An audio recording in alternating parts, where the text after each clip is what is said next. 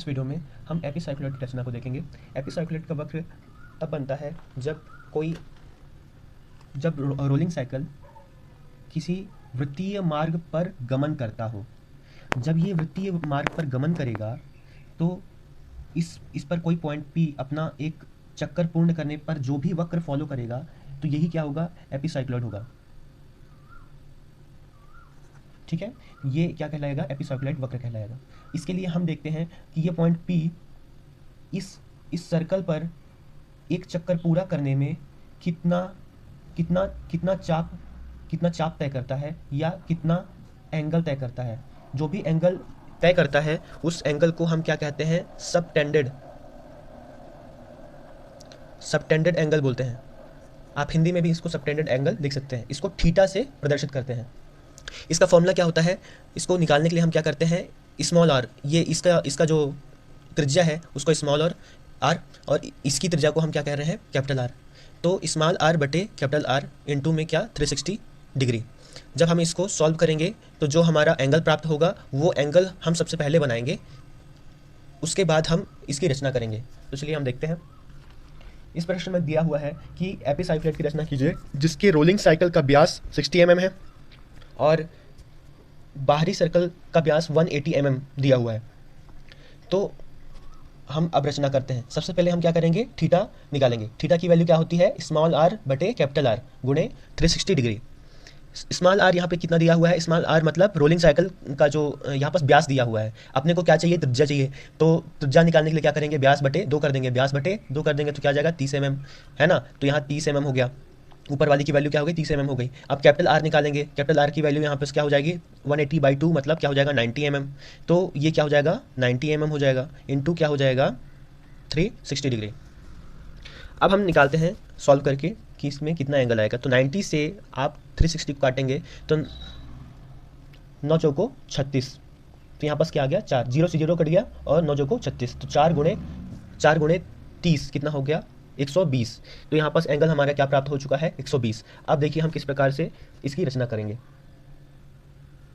इसके लिए हम सबसे पहले एक पॉइंट C लेंगे। इस पॉइंट C से हम एक रेखा खींचेंगे, एक सीधी रेखा खींचेंगे।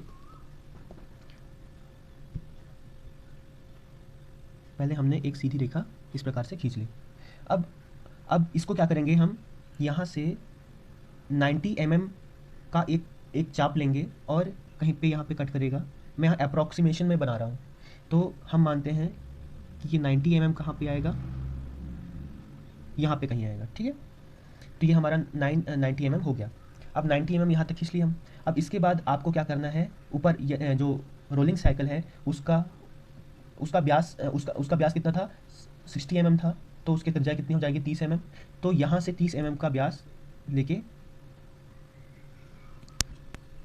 रोलिंग साइकिल का केंद्र प्राप्त कर लेंगे।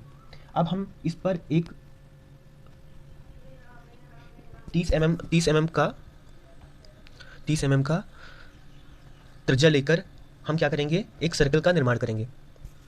अब चूंकि हम जानते हैं कि जो हमारा एंगल प्राप्त हुआ है वो 120 डिग्री प्राप्त हुआ है, तो यहाँ से हम क्या करेंगे, इस पर रखते हुए हम एक क्या खींचेंगे, 120 mm का एक और इसी प्रकार का खींचेंगे। तो देखिए किस प्रकार से बनेगा। ये हमने रेखा खींच ली और ये रेखा की लंबाई, ये हम क्या करेंगे, 90 mm पे यहाँ पे भी चाप खींचेंगे और ये 60 mm ये पूरा, ताकि ये वृत्त रोलिंग साइकिल के वृत्त का क्या हो जाए, व्यास हो जाए। अब हम रचना करना इसमें शुरू करते हैं। तो ये एंगल कितना हमने खींच लिया है, 120 डिग्री। और रोलिंग साइकिल, अब हम रोलिंग साइकिल जो हमको प्राप्त हुआ है उस पे हम क्या करेंगे, ये जो व्यास है उसके 90 डिग्री पे हम एक और रेखा खींच लेंगे। ये हमने खींच लिया 90 डिग्री पर। और और फिर यहाँ पर हम क्या रखेंगे, यहाँ पे चांदा रखेंगे। यहाँ पे चांदा रखे हम 30 डिग्री के एंगल पर यहाँ पे एक बिंदु लेंगे और 60 डिग्री के एंगल पर यहाँ पर एक बिंदु लेंगे और दोनों बिंदुओं को आपस में हम क्या कर लेंगे, मैच कर लेंगे।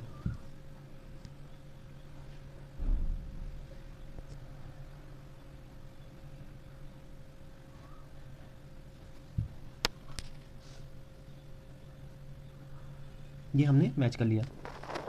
उसी प्रकार से हम एक बार और यहाँ पे एंगल रखेंगे और यहाँ पे 30 डिग्री पे और 60 डिग्री पे हम एक पॉइंट बना लेंगे और उसको मिला देंगे। ये इस प्रकार से ये 12 पार्ट में ये रोलिंग साइकिल जो है वो डिवाइड हो चुका है। अब हम इस पर नेमिंग कर देंगे 1 dash 2 dash 3 dash 4 dash 5 dash 6 dash 7 dash 8 dash 9 dash 10 dash 11 dash and this is 12 dash. अब ये 12 भाग में डिवाइड हो चुका है। अब हम सबसे पहले एक एक प्रकार को इस बिंदु पर रखेंगे और उसको एक तक नाप लेंगे। ये जो एक डैश दिख रहा है ना, उस बिंदु तक हम उसको नाप लेंगे और एक वक्र खींच देंगे इस प्रकार से। और फिर हम दो से हम एक वक्र खींच देंगे इस प्रकार से। केंद्र हमारा सी ही रहेगा। एक बार 1 से खींचना है, एक बार 2 से, एक बार केंद्र से, फिर एक बार 3 से, एक बार 4 से, एक 5 से, एक बार 6 से। इस प्रकार से हमको बार बार वक्र खींचना है। इस प्रकार से मैंने हाथ से बनाया है इसलिए उतना अच्छी तरीके से नहीं बन पाया है, लेकिन आप जब प्रकार की सहायता से बनेंगे तो बहुत अच्छी तरीके से बनेगा। अच्छा, आपको ये ध्यान रखना है, ये सारे कंस्ट्रक्शन आपको 2H लाइन से करना है, 2H पेंसिल से करना है, ठीक है। 2H पेंसिल का मतलब ये है कि आप बहुत हल्के हल्के दिखाई पड़ेंगे, इसमें एकदम डार्क बिल्कुल नहीं दिखाई पड़ना चाहिए। डार्क बिल्कुल कोई भी रेखा आपको दिखाई नहीं पड़नी चाहिए। अच्छा, मैंने इसमें किया क्या है, 12 से प्रकार लेके खींचा है, ये यहाँ पर खींच दिया। उसके बाद 1 से ये पूरा यहाँ तक मिला दिया। उसके बाद 2 से 2 और 10 एक साथ मिलेंगे, 2 और 10 डैश, 2 डैश और 10 डैश आपस में इस प्रकार से मिलेंगे। अब आपको सेंटर से लेके जाना है, ये ध्यान रखिएगा। वृत्तजात में इस प्रकार का नहीं हुआ था। वृत्तजात में क्या हुआ था, 9 सेंटर और 3 डैश, है ना। ये इकट्ठा एक बार में आपका मिल गया थे। लेकिन इस बार क्या होगा, केंद्र से जो रेखा जाएगी उसको आपको बड़ा सेंटर लाइन से आपको प्रदर्शित करना है, बड़ा छोटा बड़ा छोटा बड़ा छोटा इस प्रकार से, ठीक है। इसके बाद 9 और 3 को मिलाते हुए एक प्रकार से खींचना है, तो ये इस प्रकार से बनेगा। उसके बाद आपको 8 और 4 को मिलाते हुए करना है, उसी प्रकार आपको 7 और 5 को मिलाते हुए करना है, और लास्ट में आपको 6 डैश से मिलाते हुए करना है। इस प्रकार से आपका वक्र बन जाएगा।